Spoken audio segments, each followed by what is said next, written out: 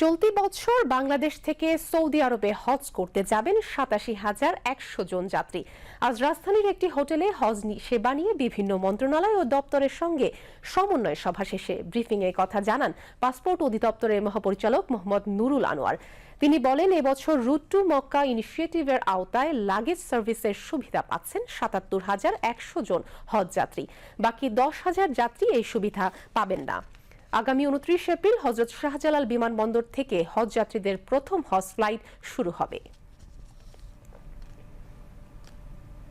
এবার হাজির সংখ্যা হলো ৮৭,১০০। এর মধ্যে রাফলি ১০,০০০ হযরত শাহজালাল বিমানবন্দর হয়ে যাবে না।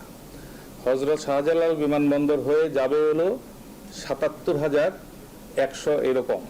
তো যারা হযরত শাহজালাল বিমানবন্দর হয়ে যাবে তারা মক্কা রুট ইনিশিয়েটিভের আওতায় পড়বে, কিন্তু যারা আমাদের অন্যান্য বিমানবন্দর থেকে যাচ্ছে যে ১০,০০০ তারা এটার আওতায় পড়বে না। তবে তারা এটা নিয়ে একটু কনসার্ন জানিয়েছেন। তারা বলেছেন আমরা যদি তাদেরকে বুঝিয়ে এটার আওতায় নিয়ে আসতে পারি তাহলে তারা বেনিফিটেড হবে। আর আমাদের যে সমস্যাটা সেটা হলো আমাদের হয়তোবা আমাদের হাজিরা কিছু কোনো হাজিরা তার হোম টাউন থেকেই উঠতে চায় এবং তারা হয়তোবা ওইটাকেই কনভিনিয়েন্ট মনে করে। তো এটা ভবিষ্যতে আমরা বলেছি যে আমরাও অ্যাওয়ারনেস প্রোগ্রাম করে যদি তাদেরকে আনতে পারি ভালো, তারা এই সুযোগ সুবিধাটা পেতে পারে। এর আগে হজ সেবা নিয়ে বিভিন্ন মন্ত্রণালয় ও দপ্তরের সঙ্গে সমন্বয় সভা অনুষ্ঠিত হয়।